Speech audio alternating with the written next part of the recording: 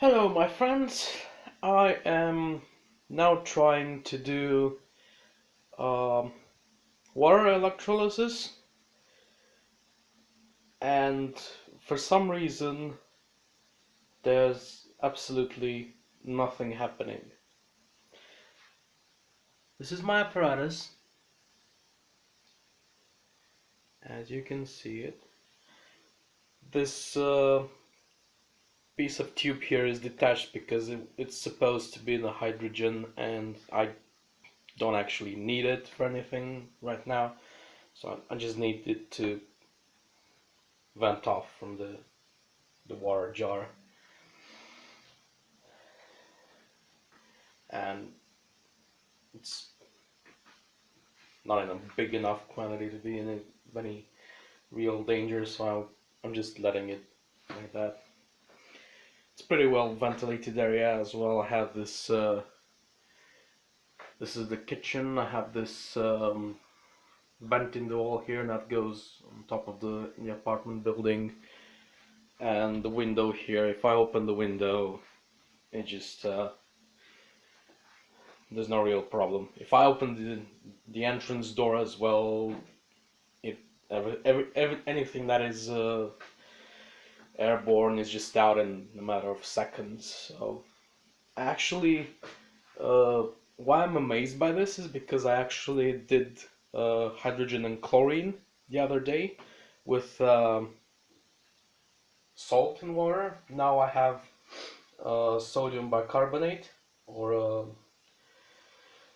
what do you call it? Baking soda. I know that's a weird name for us. We just call it sodium bicarbonate. Everyone calls it like that. And with water and salt, with sodium chloride, it worked just fine. That's why I mentioned the place can be very well ventilated, because obviously uh, I inhaled a bit of chlorine. You cannot actually avoid that unless you do it in the open space. No, I don't live in the countryside or at home. I'm in an apartment building, so it has its limitations. But anyway, the quantities are so small, and chlorine is so, it irritates you so fast that you can actually, I know it's poisonous and potentially very lethal, but trust me, you will feel it long before it reaches the concentrations needed to cause any serious harm. So uh, if it will reach those concentrations, you wouldn't be even able to stay in the same room. So just feel a little pinch in the nose, and you open the windows, and everything's fine. But to get back to my point, it worked. It worked really well. I actually managed to dissolve some of it in water here. You can see it has a yellowish tint. Not sure what I'm going to do with it, but it worked, you know. So I like to be a practical person. Okay, I said I had enough. Um, I've done it. I tested. I've seen that it works, uh, and I'm not really keen on doing it again unless I will really do something with it, because chlorine is, even if I didn't die, you know, it's really nasty on your lungs and the respiratory system, and even the small concentrations. So I wouldn't do that again. I also have asthma, so it's not really that good unless I really do something with it. But the point is, it worked. So I don't have any gas leaks. All the tubes are fine. I was able to collect it in a jar or in a bottle. Uh, Hell, I even did aluminum chloride in chlorine atmosphere. So I collected it in this jar, you know, and dropped a bit of aluminum wire that preheated on the stove here, and it just went up in brownish fumes, and there was the chloride deposited all over the place, you know, yellowish faint yellow color. So this thing worked. Now with water and sodium bicarbonate, I don't know if you can still see it.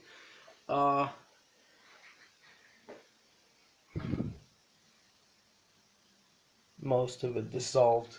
So I have about 500 milliliters of water here, about half a liter, and about 2 teaspoons of this stuff, sodium bicarbonate.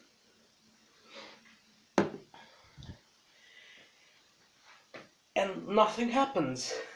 I don't have hydrogen or oxygen.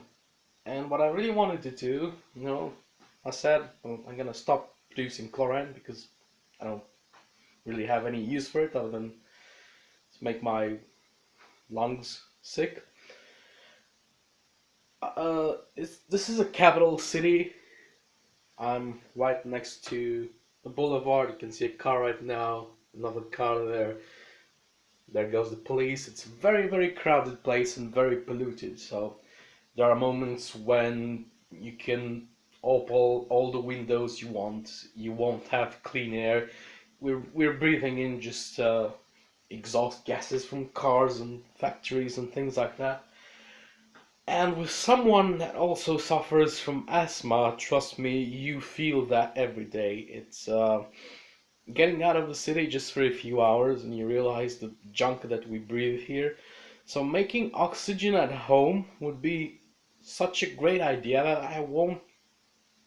I don't feel I will ever have the need to open the windows again. And that sounded like an interesting thing to do after producing chlorine, just make something beneficial for health for once. But it doesn't work. Just so I can show you, I have my multimeter here. It's set to volts. DC, as you can probably see or not. Sorry about the camera quality, my phone is crap. And doing it with one hand. Those of you who say that posting YouTube videos is easy, it is not. Just look at this. Let me try and get in the right position.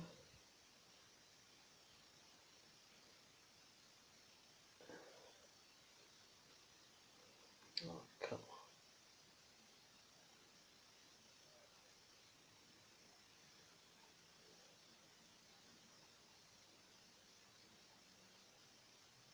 And there you have it.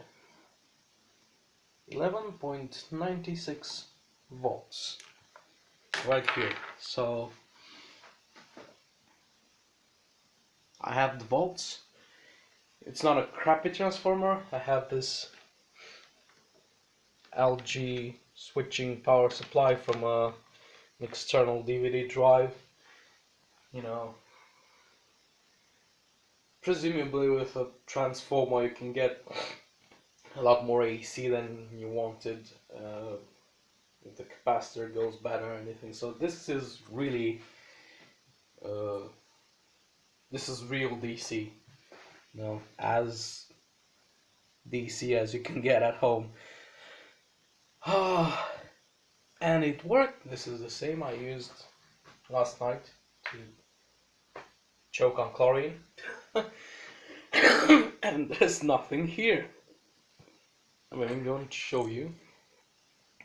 This is a piece of spaghetti I'm using for kind of like a handle. I don't want to blow my fingers off. And I'm just trying to line it up. Let it burn for a while. And then blow it off. And oh man, doing this. Falling on him. And when put in the jar, if there's oxygen in here, it should just light up.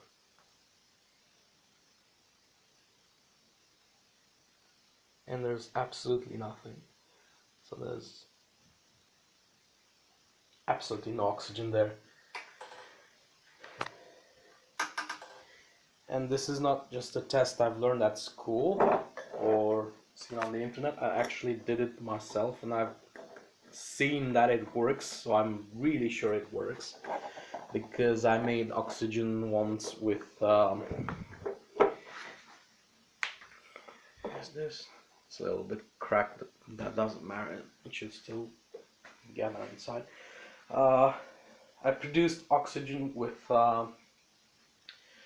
bleach and how do I call it? Oxygenated water. Anyway, with bleach and H2O2, and I had oxygen. I put a match inside, and there it was, blowing up in flames in the oxygen, because it supports burning, and anything that burns slowly without a flame like this thing just lights up in flames. And the testing method works, obviously. It's not hard to understand, but there's no oxygen here, that's for sure. And then I should have hydrogen on this other side. And again, I tested it successfully when I was producing hydrogen and chlorine, and the flame just went up the tube. There's nothing. This is just the tube rubber.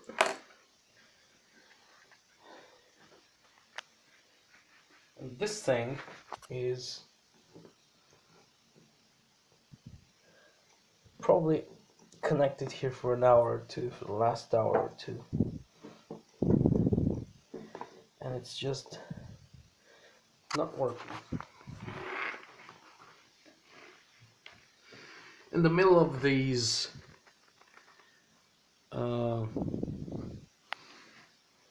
plastic covers, I have carbon electrodes recovered from AA batteries. They do get consumed at a very slow rate. I'm not exactly sure why that is. Perhaps they're not made of pure carbon, but they hold up pretty well. I mean, they've been through hell for the last few days, and one of them is corroded, I think the positive one, but still it's there, it's not gone. So I have these plastic bells, should I call them, and then in the middle there's the electrodes, and then a hole drilled on the side where the tubes come in through these kind of like syringe shaped pieces. Yeah, I tried to separate these two bells because they were connected. I thought maybe there's something about that, you know, some current flowing from somewhere. What I do notice, and I find really stupid, and I don't get why, most likely you won't be able to see this on the video because the phone's camera is pretty crappy. I get gas bubbles forming on the outside of these bells. Then again, they're plastics, and they're pure plastic, there's nothing conductive about them. And that's where I start seeing bubbles, and I don't know why. Because it's supposed to be non-conductive plastic. That worked before. They were submerged in a water and salt solution. Well, partly salt, part lye, because also some sodium hydroxide was forming there, obviously. But I really cleaned them off very, very well before starting doing this, just to avoid any kind of contamination that would have been, you know, wouldn't be able to understand what's going on. You'd have probably chlorine coming up again and that sort of stuff. So I got rid of all the residue on them. They were clean as heck, and I put them in. Still, this thing doesn't work. Don't know why. Could it be the tubes that got covered with some kind of chlorine compound? Because as you see, this tube is supposed to be... I don't know where I have the rest. Do I have the rest? No, not here. Do I? There you go. This is how it's supposed to look like. It's completely transparent. And after coming in contact with chlorine, just turn this color. Both of them, because you know, I switched polarities by mistake once, and I had chlorine gas produced on the hydrogen output and the other way around. What I did notice is that even though this shorter one that I have for hydrogen now was the one used for chlorine, and when I'm not using them, like in a powered device right now, it is whitish colored, but only around this much. I mean, from the bell up to about here, and the rest is transparent. Now they're both white. Is there anything precipitating on them or reacting? I have no idea. But certainly there's nothing that reacts with fire one way or another, so I don't get either hydrogen or oxygen. Might be just some water vapor because I washed them out under the shower, and there's still a few drops left on them. Maybe it's just water vapor. I don't know. The point is, for some very weird reason, it doesn't work. And I've watched videos, looked it up on Wikipedia, on Google, searched for Google images, articles, websites, forums, everything, and they all say that it just adds sodium bicarbonate to water and it works. And for me it doesn't. I don't know, man. And one thing that I noticed was really weird, if we turn the meter on again and switch to amps. Come on, baby, come on. Really cool multimeter. I've had it for years. And there, now we should look it up. This is gonna be really difficult with one hand. Hell, it's difficult with two hands. I almost want to hold my phone in my mouth right now. Unfortunately, it's too big for that, so I'm just gonna have to do it like this for now. There you go. Just plug it in series with the power supply, and oh, that's I was about to share the thing that first surprised me, and now it's like an even bigger surprise.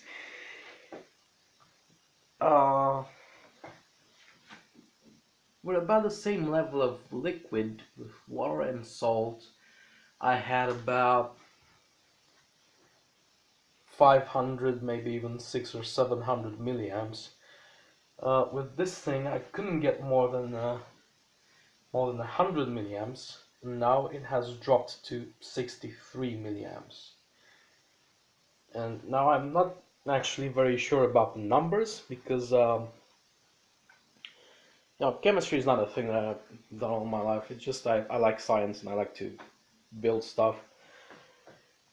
But and I don't do any calculations for any of this stuff. I just build the devices and power them on. I'm not sure what the current is supposed to be on this one, but personally, I think it's way too low. Because come on, this is like 3 LEDs in parallel. It's like 320 milliamps LEDs. That's not much of not too much current. What can you do with 60 milliamps? So I'm saying there's